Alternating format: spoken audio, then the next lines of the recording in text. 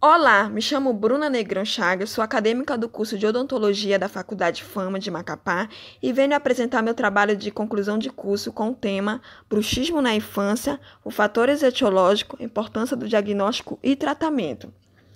Os autores Enari e Bilar, em 2010, ele diz que o bruxismo em criança tem se tornado uma preocupação crescente nos últimos anos devido ao seu impacto negativo na qualidade de vida e também por ser considerado importante fator de risco para disfunções temporomandibulares. O bruxismo ele pode causar desgaste nos dentes e, em casos mais graves, os traumas dentários. Pesquisa recente tem apontado uma relação entre bruxismo e alterações respiratórias. Outras implicações para a motricidade orofacial e fala ainda não está bem restabelecida. Segundo Almeida, em 2009, o bruxismo é definido na literatura como sendo um hábito parafuncional involuntário, que pode ser classificado pela ação de um forte contato entre as superfícies oclusais dos dentes, onde tem sido possível verificar com maior frequência em crianças e adolescentes. Este distúrbio, segundo a autora, parece aumentar com o decorrer da idade. Podemos observar aqui na figura 1, desgaste nas regiões incisais e na figura 2, desgaste nas regiões oclusais dos elementos dentários. O objetivo do trabalho é compreender a importância do conhecimento do cirurgião dentista sobre os sinais clínicos do bruxismo infantil dentro do consultório odontológico, para que o cirurgião dentista possa diagnosticar com maior precisão complicações bucais decorrentes do bruxismo adquirido ao longo da vida infantil e assim restabelecer um plano de tratamento com maior segurança para o paciente.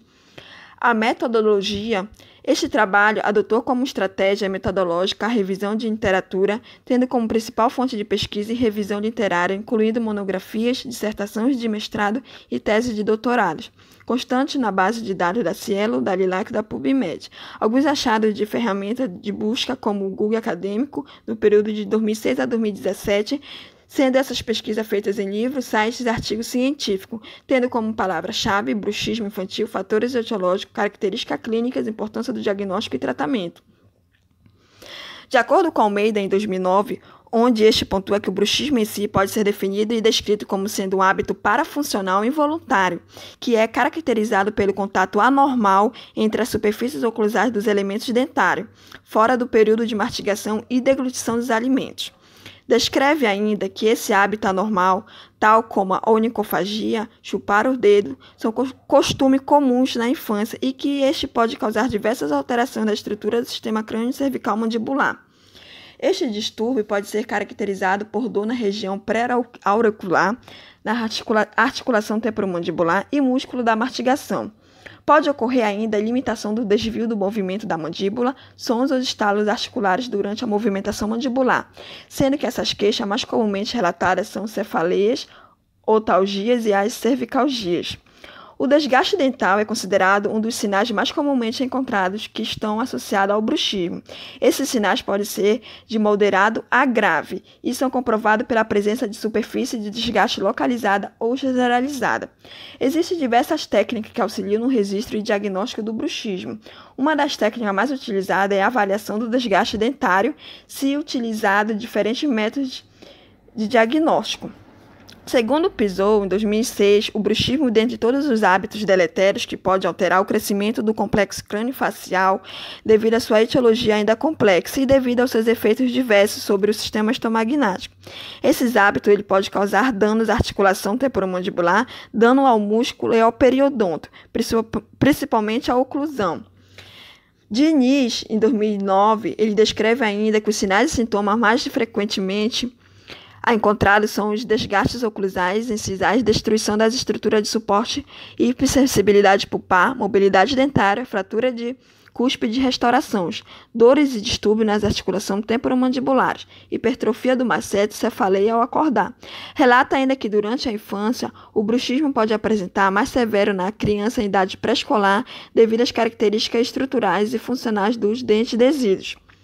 Segundo Paiva, em 2017, que descreve que, de acordo com sua etiopatogenia, o bruxismo na literatura pode ser classificado como primária quando não apresenta comorbidade médica associada e a do tipo secundária é quando não apresenta relação com enfermidade médica ou provocada pela ingestão de determinado medicamento. De acordo com Paiva, em 2017, os principais sinais observados no consultório são as faces desgastadas, sendo que os elementos anteriores se apresentam mais suscetíveis devido a receberem forças de intensidade grande. As faces lisas geralmente indicam o rangimento dos dentes, enquanto que as faces rugosas podem sinalizar o apertamento. O autor descreve ainda que o bruxismo ele pode contribuir para uma falsa classe 3, aceleração da risolese dos dentes desíduos, alteração da cronologia da erupção dos dentes permanentes e indução do apinhamento dental.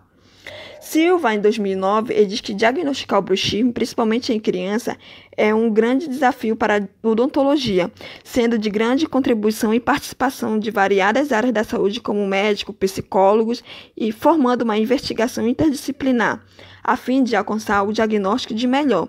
Diz ainda que, para o diagnóstico do bruxismo seja confiável, é necessário que sejam analisados aspectos como hábitos parafuncionais, sistêmicos e alterações neurológicas na qualidade de vida através de um questionário. Pode tratar-se de criança e gerar um processo mais complexo, exigindo a participação dos pais e a fim de minimizar o erro.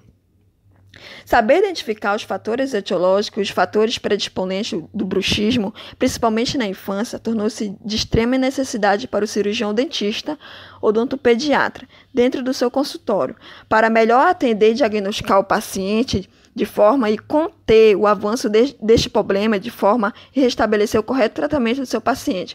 Com isso, diversas pesquisas foram realizadas, onde pode-se detectar um leque de medidas preventivas que ajudam a reduzir ou minimizar a incidência do bruxismo, utilizando-se de vários tipos de tratamento, que inclui tratamento restauradores, ortodôntico e tratamento utilizando placas relaxantes ou mio-relaxantes, objetivando o alívio imediato da sintomatologia associada e o restabelecimento da saúde do paciente. Diniz, em 2009, descreve ainda que a abordagem psicocomportamental indica a psicoterapia com devido aconselhamento e autossugestão da hipnose e condicionamento, exercício de relaxamento e a biofeedback com estratégia de tratamento, assim como também medicamento como utilização de injeção de anestésico local na região, tranquilizante, sedativo, placa de mordida, mio-relaxante e placebos. Descreve também o uso de métodos elétricos, como os estímulos eletrogalvânicos para o relaxamento muscular, sons ultrassônicos ou acupressão das áreas também são indicados. Quando há ausência de fatores sistêmicos, os autores preconizam exercícios orais para desensibilização, utilizando-se de sensibilidade térmica, aconselhamento nutricional e suplemento de vitaminas e minerais. A figura 3, podemos observar, o bruxismo no sono, desgaste na região incisais dos elementos dentários, tanto na incisal quanto na oclusal. E na figura 4, podemos observar as placas mio-relaxantes. Os autores dizem ainda que uma das alternativas mais utilizadas e indicadas para o tratamento do bruxismo infantil é o uso das placas mio-relaxantes com base de silicone, que tem a função de apagar com rigidez a memória da oclusão traumática, possibilitando dessa forma o equilíbrio da oclusão e minimizar as facetas de desgaste. No entanto, as placas possuem efeitos temporários, não substituindo a atuação do cirurgião dentista, no objetivo de recuperar a função e a coordenação muscular. A conclusão. O bruxismo na infância é uma parafunção que vem crescendo na atualidade na sociedade moderna. O seu diagnóstico precoce é de suma importância para que seu tratamento seja iniciado quanto antes, a fim de diminuir seus efeitos e consequências, melhorando a qualidade de vida da criança acometida com o bruxismo na infância. O conhecimento das características clínicas e os fatores etiológicos do bruxismo na infância é de suma importância para a realização do diagnóstico precoce, permitindo assim que a equipe multidisciplinar formada por pediatras, odontopediatras e psicólogos estabeleça um tratamento multidisciplinar, favorecendo o desenvolvimento da criança. Aqui foi alguma referência que eu utilizei, para minhas pesquisas. Com o autor Almeida, Luciana Martins, de Controversia do Bruxismo Infantil, da Medicina Dentária da Universidade de Porto, em 2009. Diniz diz que o bruxismo na infância, sinais e alertas para odontopediatras, em 2009. O Paiva, bruxismo na infância, abordagem clínica. O Pisou, do bruxismo na infância, fatores etiológicos, possível tratamento.